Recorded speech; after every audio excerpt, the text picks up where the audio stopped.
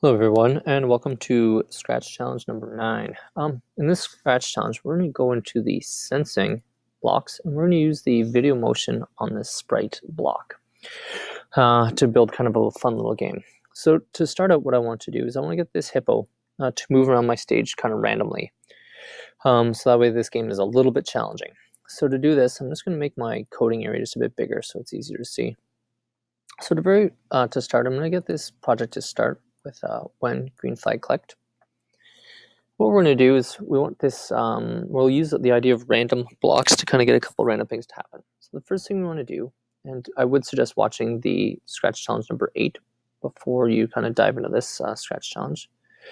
But let's add, so when the project first starts, I want the hippo to kind of be stationary in one spot, and then I want it to move somewhere. So the first thing we're going to do is wait. The next thing we're going to do is move somewhere. So we're going to wait a random amount of time to go to a random location. So the first thing we'll do is go into operators and we'll use the pick random and drop it into the wait. So we'll wait 1 to 3 seconds before the hippo disappears. Or sorry, before the hippo moves. The second thing I'm going to do is now pick another random and I'm going to make it move to a random location. And you'll remember from the last video that the boundaries of our screen is over here on the very edge. That's about positive 240. Down here it's negative 240, and where I'm looking to figure that out is right down here. See my numbers here, and so over here my x value is 240 and negative 240. So I'm going to pick a random number between 240 and negative 240. I'll drop that in for the x. And then for my y value, again, I go down to the very bottom. That's negative 180 right there. At the top, you'll see it's positive 180. So I'll pick a random number between 180 and negative 180. So when I run this, I'll wait 1 to 3 seconds. The hippo should move somewhere random. There you go, move to the random location here, move to random location here. So I'm having to press the flag each time to get that to happen. So instead of getting the flag to do that for me, what I'm going to do is I'm going to press the green flag with the forever block to do the work for me. So now I'll press the green flag. Now forever, it's going to wait 3 seconds, 1 to 3 seconds, and move somewhere random. So that's good, and a good start to this, but I think what would be also fun is for the hippo to disappear and reappear. So what I'm going to do, I'll just press stop so the hippo stops moving. Go. So the first thing I'm going to do is I'm going to get the hippo to be hidden right off the start. So we aren't going to know where it is off the start. So I'm going to hide the hippo. We'll wait 1 to 3 seconds, go somewhere random. Then after it's gone somewhere random, we're going to show. So it's going to start by hiding it, waiting a minimum amount of time, going to a location, and showing. So let's see if this works. Hidden. And oh, it blinked right there. Oh, it blinked right there. So it's showing for such a short period of time. It's just a fraction of a second. So it's too short of a time. So let's get it to show up for an amount of time. So we'll get it to show up for a second. There it is, and disappear. And again there. Fantastic. So you can see it's moving to random locations. It's showing for a second. But let's say we want to make it tricky. Sometimes short period of time, sometimes a longer period of time. So again, we'll go to operators, pick a random number, and we'll make it wait for 2 to 5 seconds. All right, so now the hippo shows, and it'll show for anywhere for 2 to 5 seconds.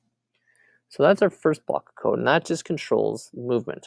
The next thing we're going to do is we're making another block of code, and this one is going to be able to control the video part of things. So this will only work if your computer that you're using has a camera on it. If you don't have a webcam on it, this will not work. So what I'm going to do is I'm going to start again with when green flag clicked. What I'm going to do now is I'm going to use the sensing video motion on this sprite. And I'm going to make it so that way, when you pull this block in, it's going to ask you if you would like to allow Adobe Flash Player to have access to your camera. So I'm going to click allow. And I'm going to click allow again. So I have to click up here too. Now my webcam turns on and there's me in the background. So I'm actually part of the background now. So you can see me right here. See the hippo, see the office. Hey. So what I want to do is every time I wave my hand on top of the hippo, I want it to kind of ghost away. So every time I wave my hand, I want the hippo to ghost away like I'm erasing it. So right now that doesn't work. So what I'm going to do is start with the green flag clicked, and we're going to make a variable. So go to data. We're going to make a variable called video motion. Oh, we'll click OK. So what we're going to do is we're going to set video motion to the video motion on this sprite. Now if you do that now, I'll just take 1 second and I'll press the green flag.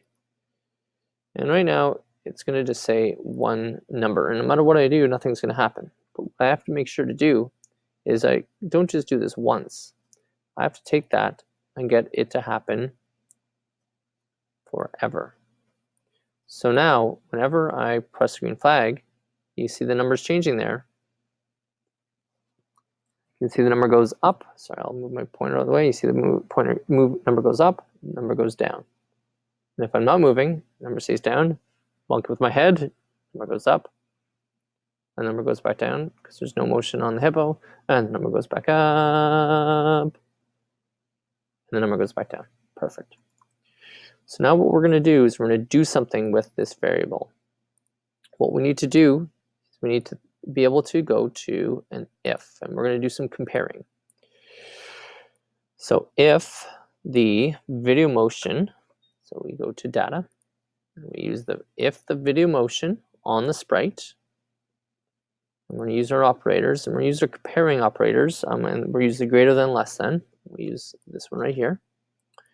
So I'm going to say if video motion is greater than, we'll just use 10 as a number here. We'll get something to happen. And you can make it a little bit harder, like you can make it so that way the person is very active on the sprite.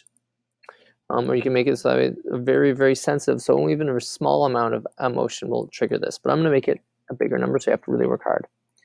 So if the video motion is more than 20, then we're going to get something to happen. What I'm going to do is I'm going to get it to erase.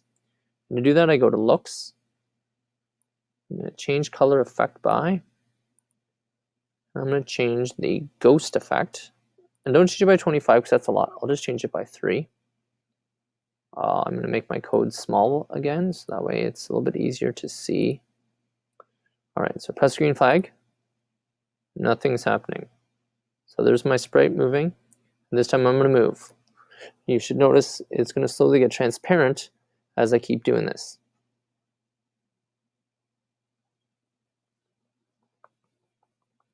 I think my number's too big. I think 20 is a little bit large. Let's just change it to 10. Again. Here we go.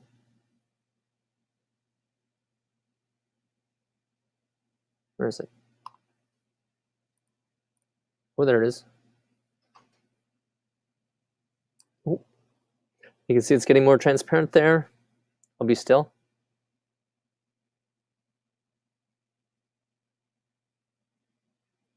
I may have erased it away. So once you've erased it away, you restart the project.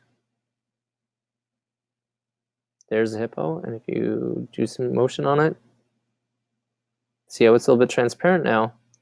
And you can literally erase away your hippo. There it is, it's gone. So that gives you some ideas on how to use the video motion block. Just a reminder, you need to have a webcam for this to work. You need to make sure that you allow the webcam to have access like I did. And then you can start using this. Ooh, the hippo's in front of my face. Perfect. You can use this in a lot of different ways. So for example, I was thinking is you could have lots of different hippos kind of appearing at random times.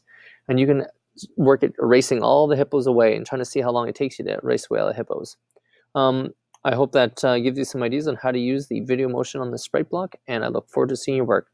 Take care, and I hope you enjoyed Scratch Challenge number 9.